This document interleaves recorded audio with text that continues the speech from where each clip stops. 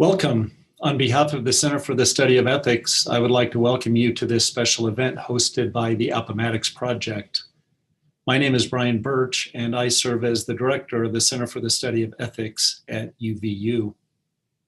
For those new to the Appomattox Project, the initiative is a multi-year effort designed to focus on the ethical dimensions of civic discourse, public policy, and democratic society.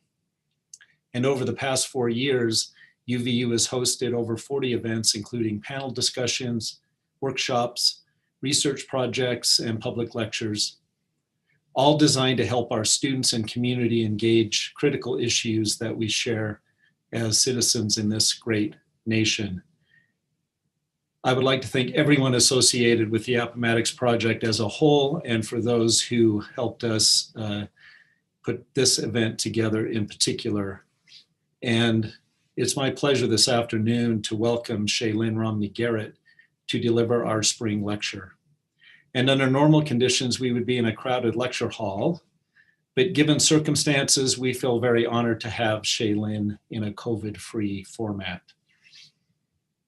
We'd like to welcome students from across UVU and other Utah institutions who are watching through classroom feeds, and also to our friends who are joining us via YouTube Live. Shaylyn will present for approximately 20 minutes, followed by Q&A, and this will happen through our YouTube Live chat. So if you have a question, go ahead and enter it there, and we'll do our best to field as many as possible. Shaylyn Romney Garrett is the co-author with Robert Putnam of the Upswing, How America Came Together a Century Ago and How We Can Do It Again. You may recognize Putnam's name in connection to his landmark book, Bowling Alone. Shaylyn's work also includes the uniquely revealing portraits of religious communities across the United States in another award-winning book from Robert Putnam and David Campbell entitled American Grace, How Religion Divides and Unites Us. And that's a book that I use often in my classrooms. She is a founding contributor to David Brooks's Aspen Institute initiative entitled Weave, the Social Fabric Project. Her writings have appeared in Time Magazine and the New York Times and various other publications. Her nonprofit work has been featured by the New York Times, LinkedIn, and the Harvard Business Review, to name a few. In 2011, she was honored with the Kaplan School Entrepreneurship Fellowship. And finally, Ms. Garrett has been a speaker at TEDx and a participant in the Clinton Global Initiative. She blogs at Project Reconnect, which I would encourage everyone to go and visit. It's a really terrific resource. Her remarks today are entitled The Divided States of America, ? Reasons for Hope in a Fractured Nation. And without further ado, we'll turn the session over to Shaylyn. Welcome to UVU, Shaylyn. It's an honor and pleasure to have you here. Thank you, Brian. It's so great to be here. And I really do wish that I could be with you in person. I'm only a few hours down the road. I live in southern Utah, in Washington, Utah. And so we're really not that far away, but COVID unfortunately makes things difficult. So hopefully at another time we can be in person. I really appreciate the invitation to come and speak with this fantastic group gathered by this really important project to look at the role of ethics in public life. So it's an honor to be here, and I hope that I really can share some enlightening and hopefully encouraging thoughts during a difficult time in America's history. So let's go ahead and get into it. If we'd like to just start the slideshow, just going to present a few slides here. And what I'm going to try to do is give an overview of the research in the Upswing. So let's go ahead and go to the first slide. What I want to start off with is just acknowledging that America is in a difficult and dark moment. I don't think that that's a surprise to anyone. I don't think that that's something that I need to emphasize too much. We all know it from lived experience. there is a question that gets asked by people who conduct surveys in this country. It's been asked for over half a century. And that question is, do you believe America is on the right track or on the wrong track? When that question was asked in January of this year, 81% of Americans said that they felt America was on the wrong track. That is the highest number ever recorded for that survey question in American history. So what does that mean, that we're on the wrong track? Well, it means a lot of things. Specifically, America has reached historic levels of political polarization. We are having a hard time agreeing upon anything in the public square. And we are experiencing very gridlocked political process, especially at the national level. It also means that we have reached historic levels of income inequality. Almost never in the history of America has the gap between rich and poor been larger than it is today. We've also reached historic levels of social isolation, loneliness, social dislocation, alienation. Those are all things that we experience as individuals, but that are also having deep and dislocating effects on our society. We've also reached historic levels of cultural self-centeredness. The idea of I alone is quite prominent today. And we are in a very, I would say, culturally narcissistic moment in American history. So the upswing really takes this bit of a mess that we're in as its starting point and asks the question, how did we get here? And we look at not just the last decade, not just the last 50 years, but taking a broader lens to answer these questions, to ask, how did we get here over the course of the last century and a quarter? So the upswing looks at data spanning 125 years of American history to see if we can understand, were we moving toward or away from polarization, economic equality, social connectedness, or isolation, at what rate and when over the course of this 125-year period. So I'm going to show you a few slides here that have charts that summarize the statistical data in the book. So if we just go to the next slide, we'll start off with economic inequality. So just to explain how to read this graph, when you can see on the bottom there on the x-axis, it starts in about roughly 1890 and it goes up to roughly today. The data in the book ends in about 2017, 2018. And that's the time frame that we're looking at here. On the y-axis, this is a compendium graph that takes into account multiple different measures. And so what you're actually seeing here is a combination of different measures, which is why there's no label on the y-axis. But essentially, all of these graphs are oriented such that up means good or moving in the right direction, and down means bad or moving in the negative direction. So for this graph, for example, up means moving toward more economic equality, and down means moving toward more economic inequality, if that makes sense. So if we look at this graph, it starts off at about roughly 1913, which is when the Internal Revenue Service was founded in this country. So that's the first moment that we really have hard data around economic equality versus inequality. And you can see that we started in a very unequal place. This moment in American history and the moment that came before it was likely even more unequal than it was in 1913, but that was known historically as the Gilded Age in American history, the time of the robber barons and the muckrakers, and a time when America was deeply, deeply divided economically. But you can see that coming out of 1913, that curve begins to rise. We start to move in the direction of equality. Again, things don't become equal overnight, but we're moving in the right direction. It's a trend toward more and more economic equality. In the 1920s, known as the Roaring 20s, you can see that there's a pause and we dip back toward inequality. But roughly in the late 1920s, we begin to move on the right track again, and we see steep gains toward living out this supposed American ideal of economic equality. And we reached the peak of this in the late 1950s. But you can see during that mid-century period, roughly from 1950 through, I would say, roughly 1970, we were in a very equal place. Again, this was not some sort of commune. This was not a place where everyone was equal. We certainly hadn't achieved the peak of economic equality, but we had a period during the mid-20th century when America had really pulled up and out of an unequal place to a much more equal place. However, as you can see in this graph, in roughly the 1970s, that begins to move in a very different direction. We have a precipitous loss of economic equality over the course of the 70s and 80s, and that has gone down and down and down until where the data on this graph ends, which is about 2017. But we also know that if we were to continue this data up to the present day, especially given the effects of COVID, this would be an even deeper dive into economic inequality. So the inequality that we are seeing today hasn't always been this way. And there's a number of lessons that we can learn from this. But before we draw our big conclusions, let's move to the next lens that we're looking at this period of history. So our next lens here is political comity. So that's not a very common phrase, but what political comity is it's the opposite of political polarization.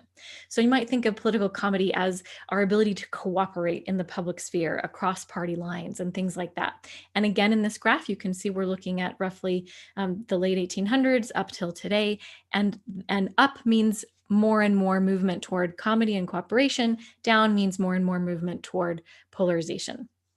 Very similar story here as what we saw on the last slide. In the late 1800s, we were in a very polarized place, very, very polarized. But right around that 1900 period, we started moving in the direction of being able to cooperate more and more. And you see that we, through the 1920s, the 1930s, the 1940s, we're getting better and better on this measure. And when we get to the 1950s, we again are at this sort of peak of political cooperation. The very highest dot on this curve that you can see comes, actually, it represents roughly the presidency of Dwight Eisenhower, who is widely acknowledged by historians as the least politically polarized president in American history, with the exception of George Washington, who, of course, was on the scene before political parties existed. So this mid-century moment, again, was a time of great political cooperation. It lasted for, for 2 or 3 decades. But then right in 1970, you see, and even maybe a little bit before 1970, things begin to turn in the opposite direction, plunging downward, downward, downward. And again, the data ends in about 2018. But again, if we were to continue it today, we would see that we are in what might be the most polarized moment in American history, with the exception of the Civil War.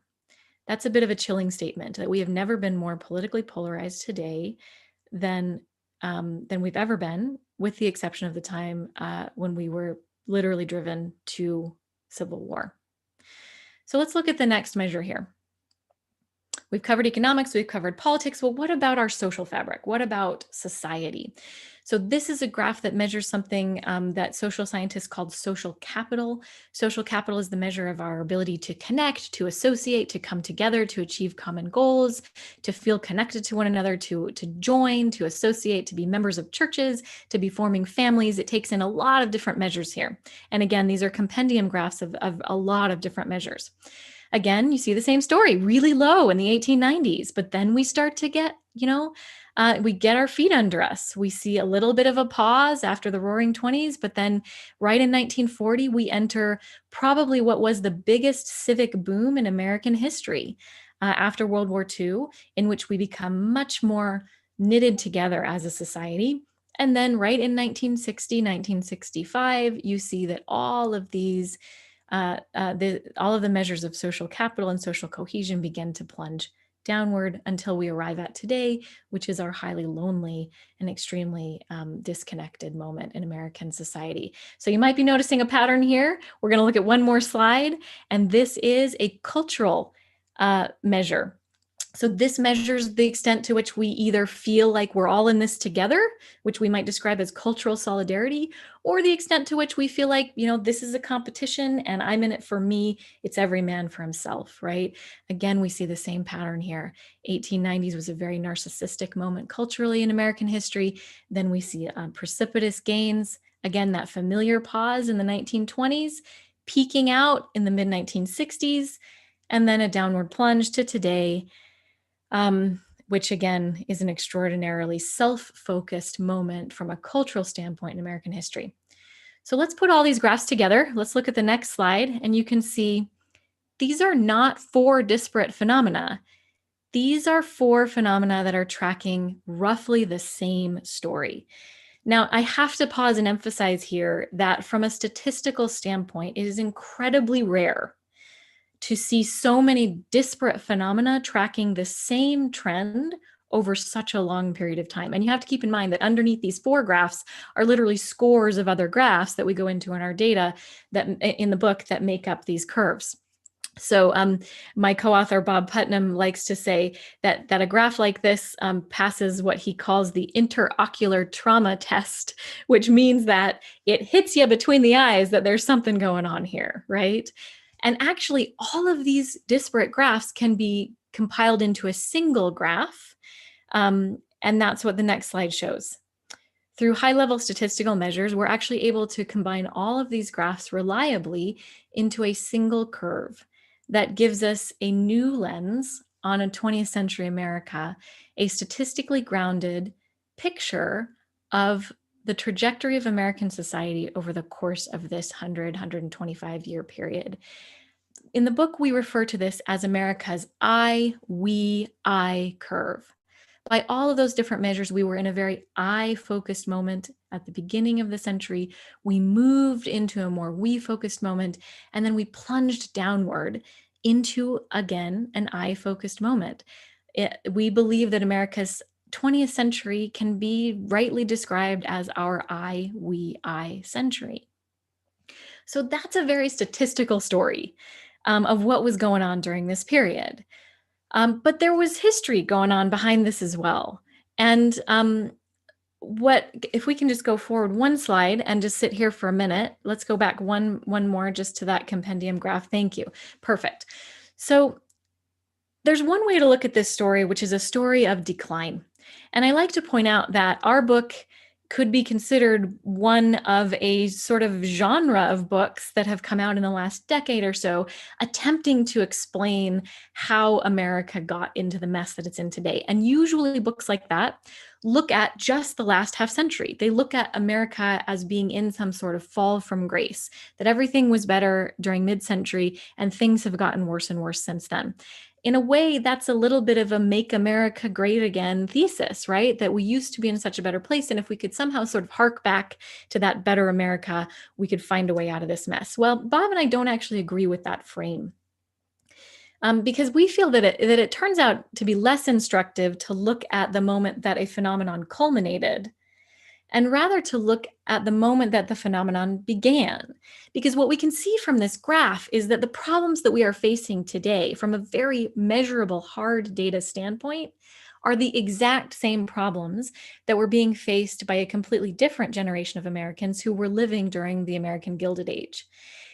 Similarly to what we experience today, commentators of that time were decrying the decay of American society. They were warning that America had gone off the rails and that the democratic experiment had failed.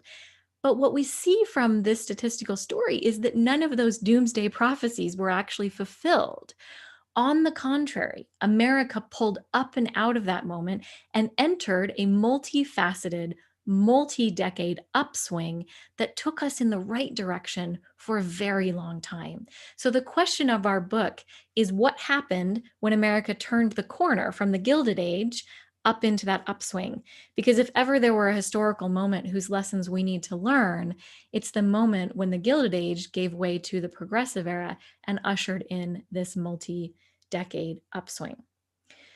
So let's go to the next slide, where I want to just outline a few of the lessons from America's last upswing.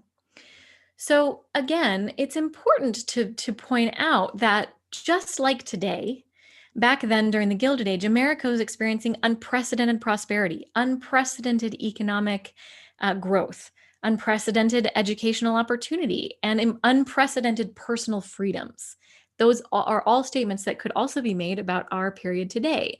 However, those freedoms, those gains were really unequally distributed, right? And onto the scene in that moment came a determined group of reformers called the progressives, and ushered in something called the progressive movement and the progressive era. Now, I want to pause for just a moment to make sure that we're clear. We're using the term progressive in a different way than it's used today. Oftentimes, we refer to today's progressivism as small p progressive, and that usually refers to the leftmost end of the political spectrum, right? But this era that we're talking about, the historical progressive era, is what you might call the capital P progressives.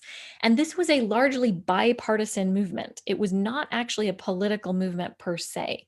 Historians have actually called the progressive movement so diverse as to be barely coherent. It had a lot of competing factions, and a lot of people didn't always agree about exactly how a new vision for America should be enacted, but they were united by a galvanizing belief in the power of ordinary citizens to repudiate the downward drift of the nation and right the ship.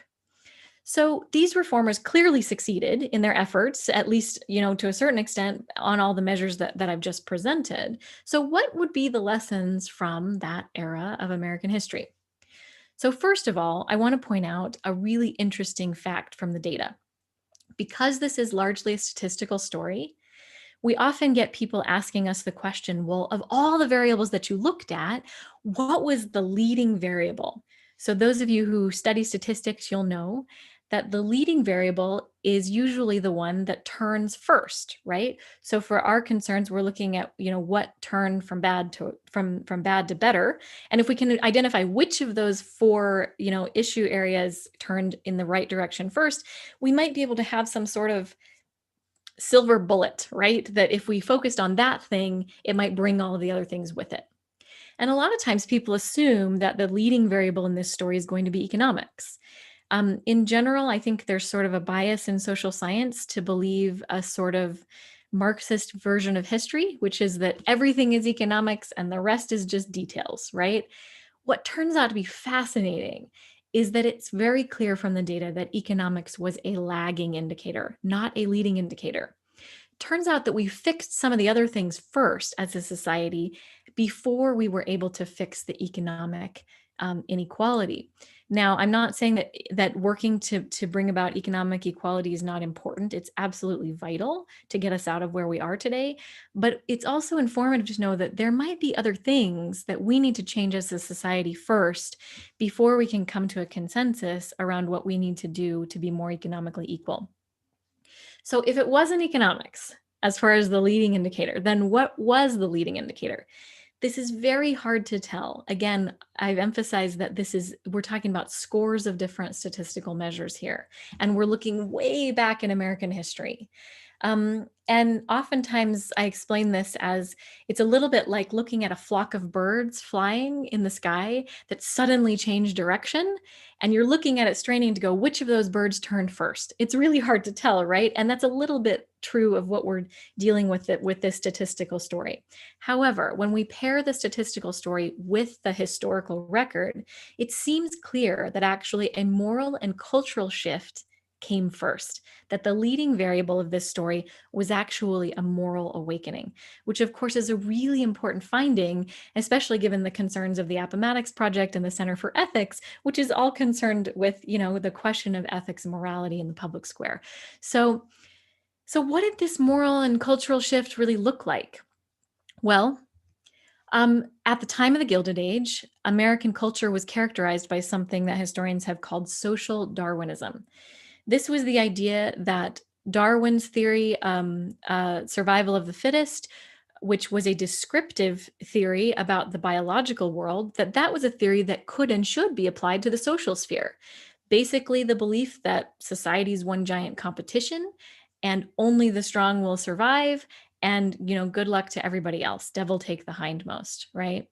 And I chose those words, only the strong will survive, carefully to describe this, because Some of you might be familiar with the news that came out a couple weeks ago out of Colorado City, Texas, during the climate catastrophe that they were facing there a couple of weeks ago. The mayor of Colorado City, Texas, actually declared publicly that only the strong will survive, that everybody's on their own and they should not look to anyone else for a handout, right? This was every man for himself. So if you think that this social Darwinism sounds weird and extreme, well, it's a lot more familiar than you might think.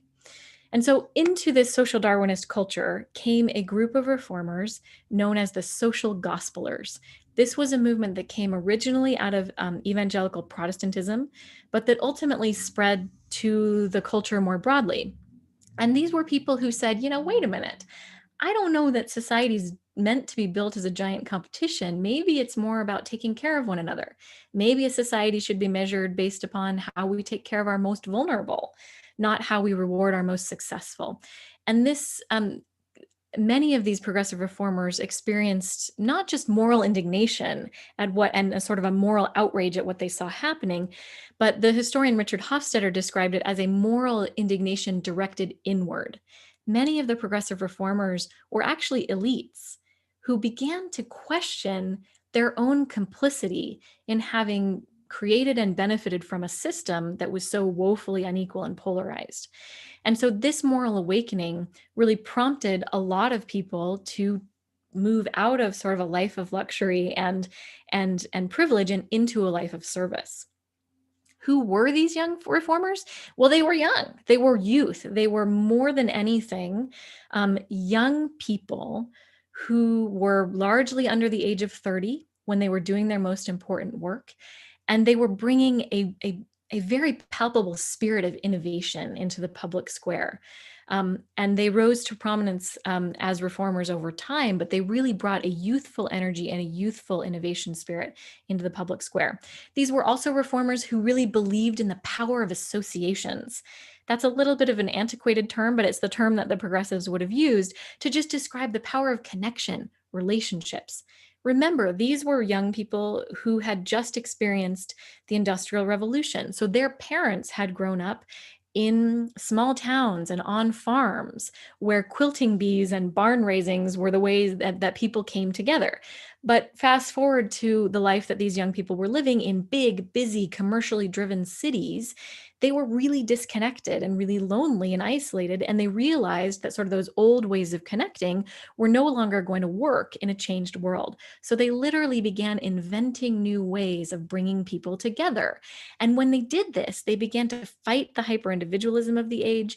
They began to create new face-to-face ties, and they created a vast store of social capital that really fueled this upswing for decades. These young reformers translated their moral outrage into innovative citizen participation. This was a grassroots-based movement. It was not a movement that came from the top. It was not a movement that came out of Harvard or out of Washington. It was something that was built from the bottom up. So many of the big changes that the progressive era is famous for actually bubbled up from below.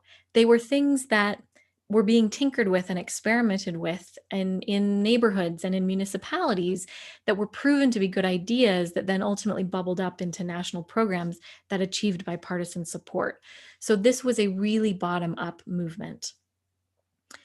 And that means also that it wasn't a movement driven by some charismatic national leader. We often think of Teddy Roosevelt as kind of the national champion of the progressive movement, but he really was more of a political entrepreneur who saw a parade and got out in front of it. He didn't start the parade. And that's charismatic political leaders play an important role in this story, but the point here is that they didn't come along and map out a new vision for America and everybody got behind them. On the contrary, this was a citizen-driven movement that ultimately translated that popular uprising into policies and programs. That translation was done by leaders like TR, but they came a little bit later on the scene. So those are a lot of the positive lessons of the progressive era, these amazing reformers who righted the ship. But all of the lessons of this era are not positive. Some of them are negative, and it's important to look at the cautionary tales of this period as well. And I'll just highlight here one of those. The we that these reformers were working to create was simply not inclusive enough. Many of these progressive reformers were themselves racist. Not all of them, but largely they were. And their moral awakening created a circle of moral concern that really just didn't extend to people of color. So in a sense, the need for racial reconciliation, the need for building a we that was fully inclusive got sort of kicked down the road. And the needs of people of color were really sacrificed on the altar of progress. That, of course, is not a mistake that we hope to make today. We simply can't afford to make that mistake again today. So when we look, at the lessons of the progressive era, likely it's going to be a movement that is led by moral voices, by young people, by people who are focused on bringing citizens and bringing unlike groups together, by people working right where they are in their local communities rather than at the national level, and by people who are really working hard to do the racial reconciliation that's going to give us a fully inclusive we. That's what we're likely looking for if we want to see another upswing today. There are a lot of signs of hope, and I'd be happy to talk about some of those when we get to questions. But I just want to leave you with this one parting thought, if we can go to the next slide. I mentioned Teddy Roosevelt. He is a towering figure of this period. And he said this: the fundamental rule of our national life, the rule which underlies all others, is that on the whole and in the long run, we shall go up or down together.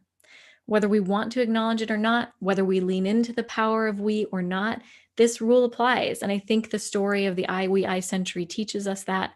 And that's just the thought that I want to leave you with today as we think about where we are as a nation and how we might get ourselves into another upswing.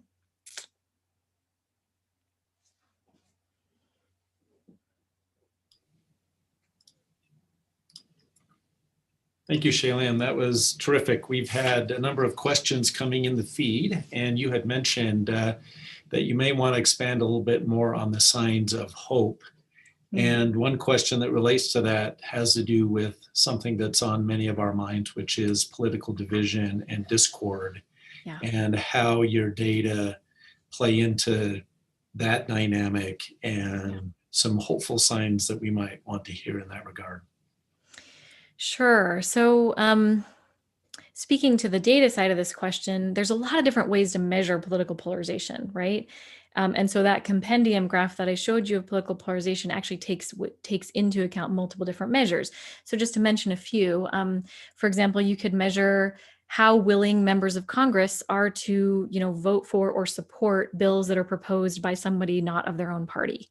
Right, that's one measure. So that was, people doing that in Congress was really low at the beginning of the century and got more and more common over time. People often fail to realize that the New Deal, which happened kind of in the middle of that upswing, had very bipartisan support. Right, we often think of it as this sort of leftist thing, when actually it was extremely bipartisan, and in that sense, the New Deal had really built upon these coalitions that were started in the progressive era.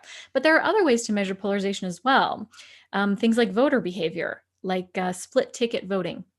How likely is an individual voter to vote for a presidential candidate of one party and maybe a congressperson from another party or a mayor from another party, right? And that was extremely unlikely at the beginning of the century, got more and more likely over time. But there's also a way to measure this called affective polarization, which measures how we feel about people from another party. So survey questions around that ask the question, for example, how warm are your feelings toward a Democrat if you're a Republican, or vice versa, right? And we don't have survey data that goes back past roughly mid-century, but those data track the same thing, that over time we've had more and more cold feelings toward others of a different party.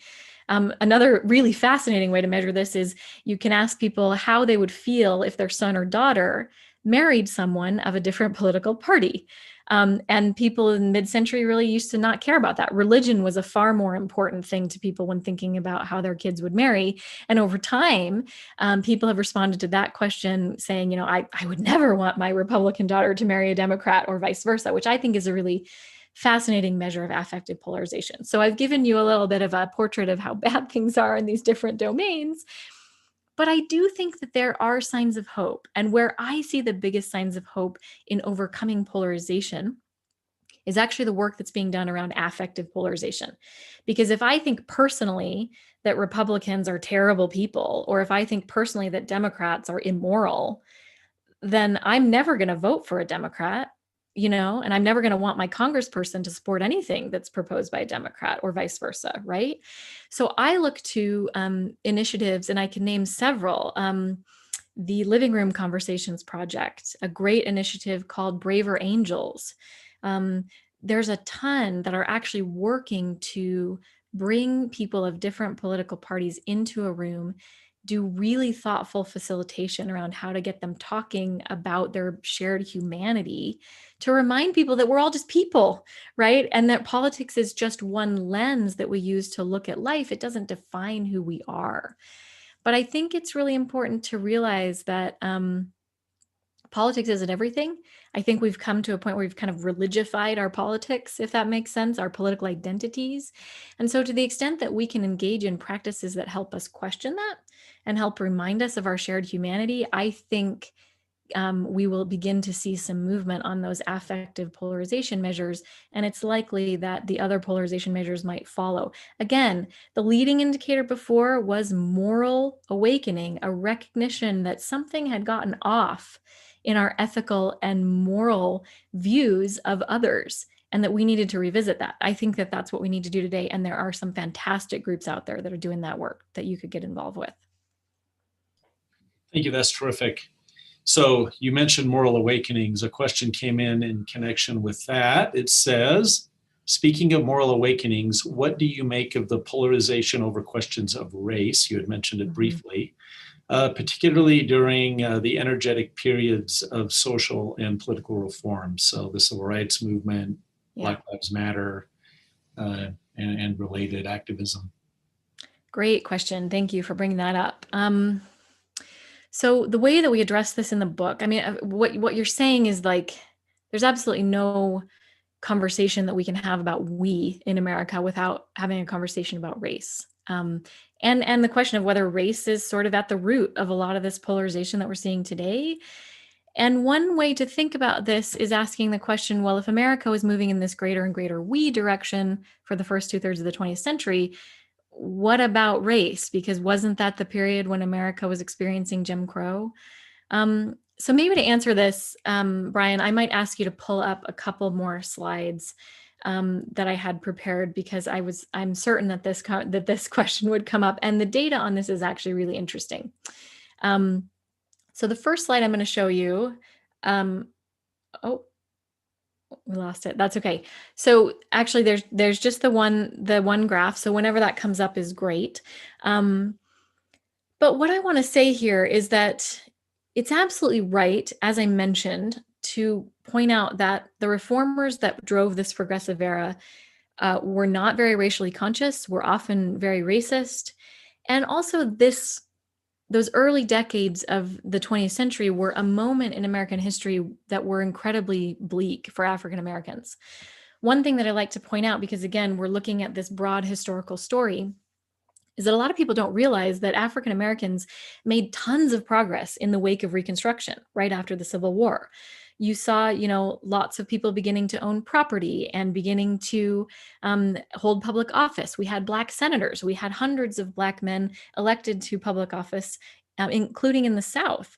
And right as a lot of progress was being made, there was a counter movement called Southern Redemption. And that movement was a violent effort on the part of white Southerners to reclaim white supremacy and hegemony. And they reversed all the gains that Black Americans had made. And a lot of the debates that we're currently having about statues in public squares honoring Confederate generals, people don't realize that those were not put up right after the Civil War. They were put up largely during Southern Redemption. It was a deliberate effort to whitewash history and sort of change the cultural narrative around the Civil War. And so a lot of the anger around those statues has to do with the fact that those came quite literally out of a white supremacist movement that reversed the progress Black Americans had made after the Civil War. That's just an interesting side note. But a lot of times we have this sort of popular narrative of race relations in the 20th century that looks a little bit like this. There was no progress for the first 2/3 of the 20th century. Everything was exclusion, and no progress was made by Black Americans until the lightning bolt changes of the Civil Rights Revolution in the 1960s. And on a lot of measures, that actually turns out to be true. Measures like residential segregation, measures like the longstanding lack of political representation for Black Americans, delayed entry into professional schools and professions, and also just sort of a longstanding white supremacy in mainstream media and in mainstream culture. There was not a lot of change on those things for 60 to 70 years until the Civil Rights Revolution. However, when you look at material progress, between on the part of Black Americans over the same period, you see something that's actually quite a bit different. What you see, and when I should pause to say, when we're talking about material progress, we're talking about things like income equality between the races, home ownership, relative wage distribution. We're talking about measures of health like life expectancy and infant mortality. We're talking about educational attainment and educational access. We're also talking about voter behavior, so voter registration and voter participation. When you chart the relative progress of Black Americans to white Americans on those measures over our time period, what you actually see is a slow but steady movement toward equality over the first 2/3 of the 20th century, which is actually something that's quite surprising and a little bit counterintuitive. Now, I should point out, it's generally not surprising to Black Americans because they lived this. These are the contours of their genealogy, right? But it's surprising to white Americans because we have this sort of cartoon history of race relations that says absolutely nothing happened for Black Americans. So, you know, that's a really surprising part of this story, that during those wee decades, Black Americans were making, for example, on income inequality, faster progress than white Americans. However, in the wake of the Civil Rights Revolution, when the civil rights legislation passed, just in the moment that you would have thought that progress toward equality would have accelerated, the opposite happened. During America's I decades, progress toward material equality between the races actually stagnated, and in some cases reversed, such that, for example, Black homeownership today is lower than it was in 1968 when the Fair Housing Act passed. Black college graduation is lower today than it was in the 1970s. That's a really striking phenomenon that I don't think is quite as acknowledged as it ought to be. In the book, we call this the foot off the gas phenomenon.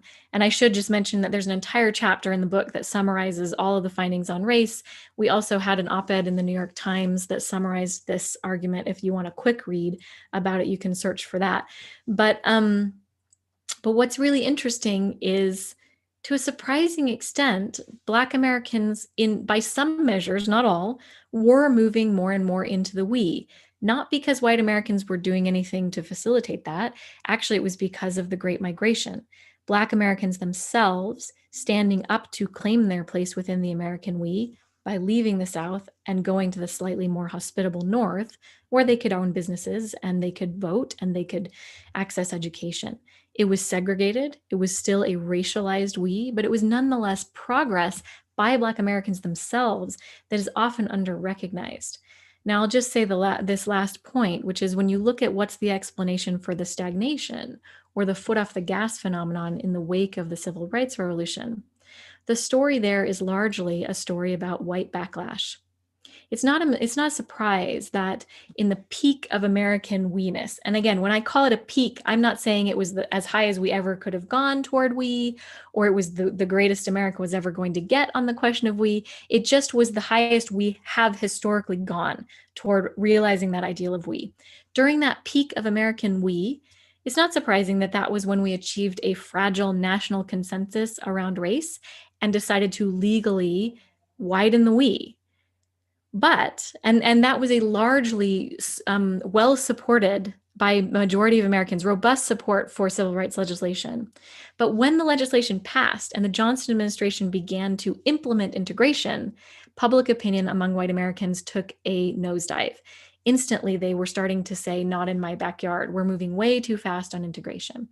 And so that white backlash is a huge part of the story in terms of race during this I and we period. And also, you know, politicians began to capitalize on the fact that white Americans still had a very racialized view of politics. And so you started to see racial realignment in the political parties and other things. So race is a huge part of this story. And the Black Lives Matter movement, I see that as doing a couple of things. One is giving voice to the Black Americans who have lived this stagnation for now roughly 2 generations. White Americans sort of have this view like, oh, we did civil rights, like we took care of that problem, like what's the big deal, right? But when you look at the material equality data, it's crystal clear why Black communities are so frustrated, because basically the civil rights movement did not bear the fruit that it promised to bear in material equality terms. And the other point here is just that I believe that the Black Lives Matter movement is finally calling upon us to do the heart work of racial reconciliation that got kicked down the road during the last upswing. The fact that the progressive reformers in the early 1900s were really not willing to deal with the racial question meant that the upswing sort of had knit into it the seeds of its own demise, in a sense. It couldn't hold because it didn't address the biggest question of we in America, which is race.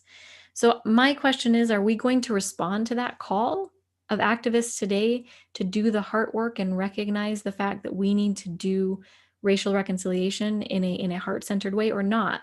So much of the answer to that question will determine whether we can get into another upswing or not. Thank you. That's terrific.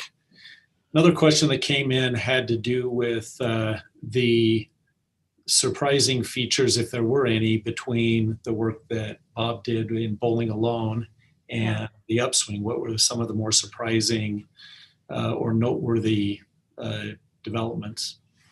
Yeah, great question. So for those of you who aren't familiar with Bowling Alone, I'll just give you a little bit of a summary of what that is. In the year 2000, Robert Putnam wrote as Brian called it earlier, a landmark book called Bowling Alone, in which he detailed, in again extraordinarily detailed statistical evidence that America's social fabric was unraveling and had been unraveling since roughly the mid 1960s. And a lot of people didn't believe it at the time. It was an incredibly controversial thesis at the time, but it has basically spawned an entire field of research.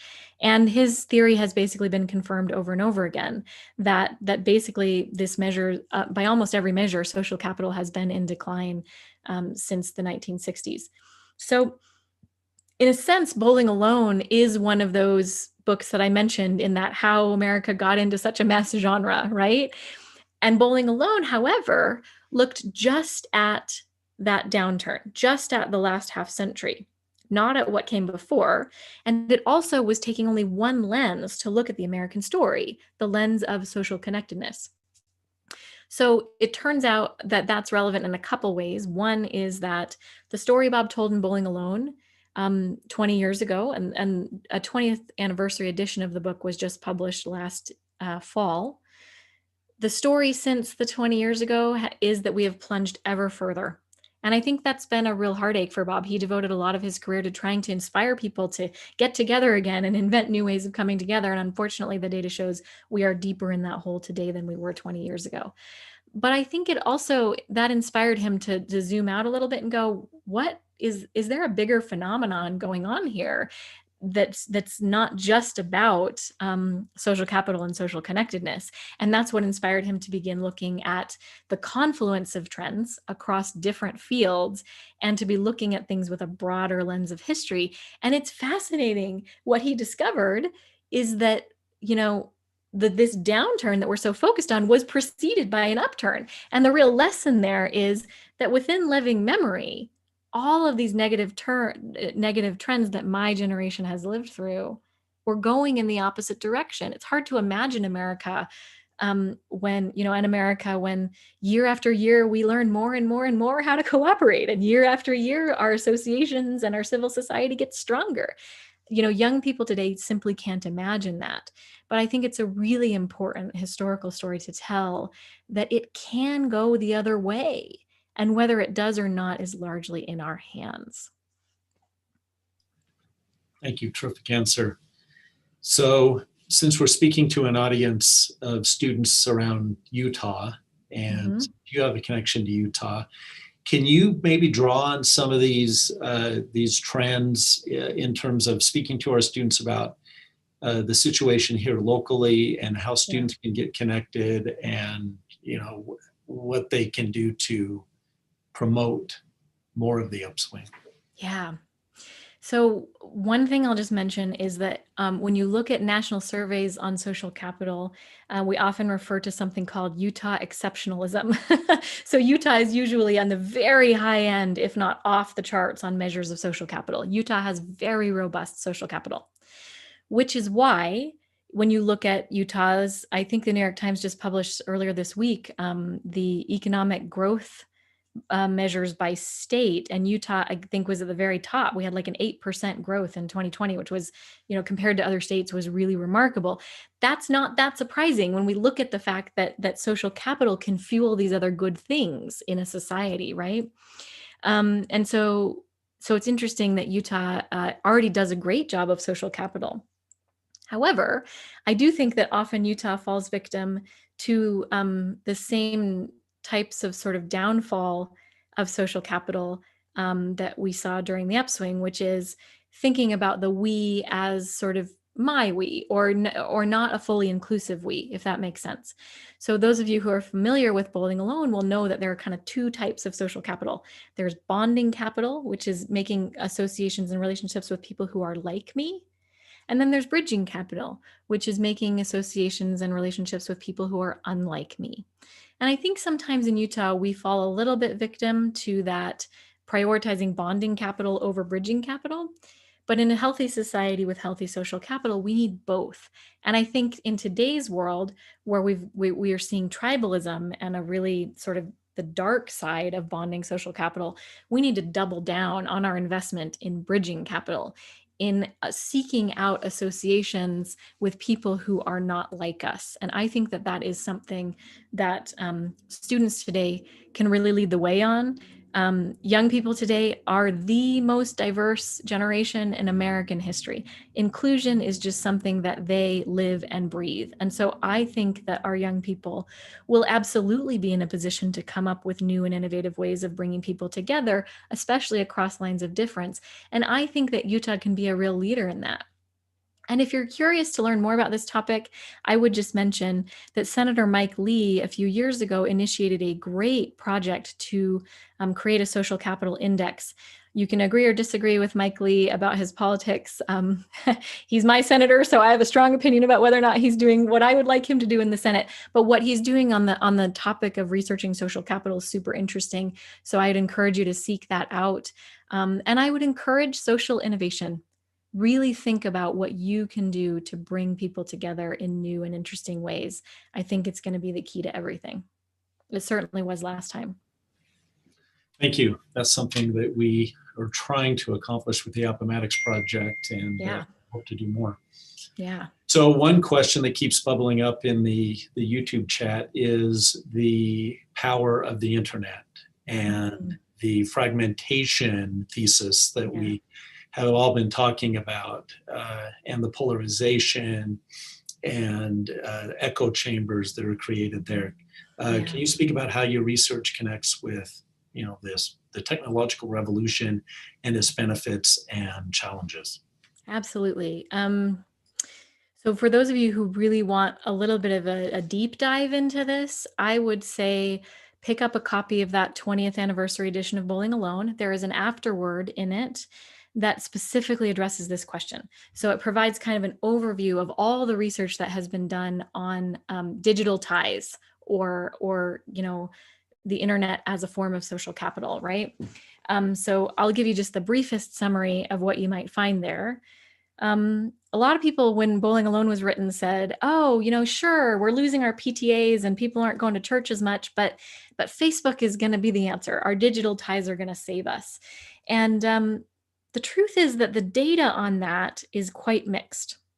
When you ask the question, there's lots of questions you could ask, but let's take two, for example. One question you might ask is, are digital ties a healthy form of social capital? Are they replacing the missing social capital that we've lost over the last half century? And another question that you might ask is, is associating with people online something that brings health and well-being to us? Does it improve our sense of connectedness, and does it solve the loneliness problem? Well, it turns out that on those questions, actually the data is quite mixed. You have some studies that show that it's great and some studies that show that it's not so good. But what seems to be the common thread, or maybe a takeaway from that, is that it all depends on how we use it. That maybe seems like a sort of well, duh kind of a point, but I don't actually think that we quite grasp the power of this idea, right? We often think that we are the victims of history, that there are these big forces, particularly economic forces, that are happening beyond our control, and that there's nothing we can do about it, right? And I'd like to just pause and point out that that sentiment, common as it is today, was also very common during the last Gilded Age. They were not experiencing a digital revolution. But they were experiencing a technological revolution. The technologies of the telephone, the technologies of the railroads, the technologies of the telegraph, right? Can you imagine a society in which, previous to the invention of the telephone, you literally could not communicate with someone unless you were physically in person with them, and then the telephone comes along and completely revolutionizes that? So they were living in a very similar time that had these big forces of the Industrial Revolution that people were really worried were out of their control. And what's fascinating about the progressive movement from that time is that there was a very strong narrative amongst the cultural spokespeople of this narrative to say, what we need now is citizens who will repudiate drift, meaning they won't just drift along with the course of history. We need people, citizens, who will engage in mastery. They will grab the reins of history. They will believe in their own ability to change history and not just be the victims of it. That was a huge piece of the progressive narrative, and it was what drove people to do all of these amazing citizen, innovations. And so today, I would just encourage young people to understand that if we use the internet and Facebook in a certain way, we will get one sort of internet and Facebook. If we choose to use it in a different way, we will get a different sort of internet and Facebook. Oftentimes we don't want to believe that we have that kind of power, but we really do. And I've had the privilege of doing some consulting work for Facebook, they're taking a really deep look at their groups function, their groups app, and how that can be a force for good or ill. And for every example of the conspiracy theorists and the people organizing, insurrections through Facebook groups, you have 10 more examples of people who are creating really supportive and really important places for belonging for people.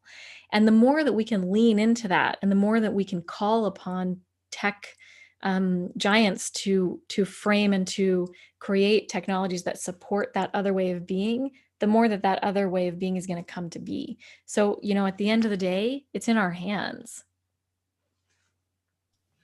Thank you. I think that was a terrific way to wrap up the session, and it gives us a lot more to think about. I just want to tell our viewers a couple of things. I've asked our staff here in the Center for the Study of Ethics to paste the link to the website for this event, which contains some additional videos and readings. We'll also post the link to the Appomattox project broadly. So if you have any interest in following up, we'd love to engage with you. And that applies not only to UVU students, but to anyone who's connecting with our efforts here. And I just want to announce one additional event that's coming up on April 9th. We're very honored to host a dialogue and conversation between former Governor Gary Herbert and former Representative Ben McAdams on bipartisanship and the public good. And that will be moderated by our own UVU president, Astrid Tuminez. So we're very delighted to take this conversation forward. If anyone's interested in that event, we would love to have you join us there. You can connect through the Appomattox Project website, and we'll look forward to hopefully seeing many of you there. Shaylyn, this has been a pleasure. I know that we could go on for a couple of more hours. The questions were rolling in, and we had to be selective about which ones we posed. But your subject is provocative, it's timely, it's relevant, and many more students are going to be involved in following up on this. So stay tuned on campus for more of this to come. And Shaylyn has agreed to follow up with a session that's more specifically engaging with students, and we'll be announcing that shortly.